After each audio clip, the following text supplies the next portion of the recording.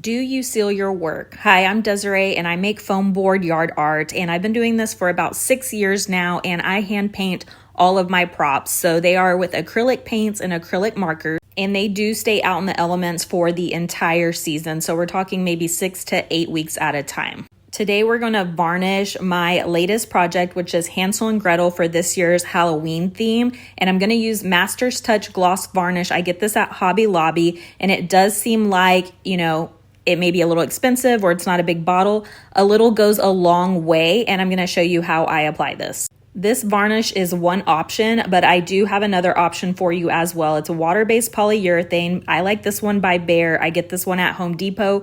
Also looks like a small can, but it does also go a long way. Today I'm going to varnish, however, because I can use this one indoors because it is non-toxic. So the reason I do this, you can see a little bit of a different sheen going on between some of my matte paint and maybe some of the acrylic markers that I'm using. You'll start by shaking this up really good. You want to make sure that you do that step, and I'm going to use a little cup and a brush to start applying this onto my foam board. This is about as much as I'll need, and it does have like a milky kind of white color, but it dries crystal clear. It just helps you kind of see where you're applying this. I use a brush like this, and I always recommend starting in a small little spot with light pressure like this to test your paint and your markers, because you want to make sure that they don't bleed into each other, because that can happen with certain markers and certain paints. I'm pretty confident with the ones that I've used because I've tested them before and they work great. I use a lot of Meeden Art paint and markers, and they do fantastic.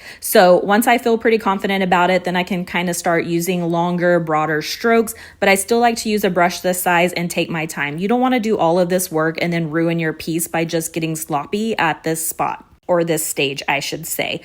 People give me a lot of crap about using a small brush, but you do you. This is how I like to apply it, and just my recommendations. Now, this varnish isn't what keeps this water resistant. It's completely optional. The reason I use a varnish or a top coat is, one, I like the overall gloss finish, just bringing it all together with one kind of a sheen. It does add a layer of protection to protect it against the sun. I live in Texas, so I want to keep my colors looking nice and from fading. This is what it looks like after I've got it all applied, and you do want to let it dry. It dries pretty quickly, but I would say don't put it out in the elements for about 24 hours. And with the sun shining like this, you can really kind of tell your finish, and if you missed any spots, it is still drying, so it doesn't look completely all the same right now, but it will. So these are just a couple of options. It's already water resistant on its own. You do not have to do this, but this is how I do it if you want to do it too.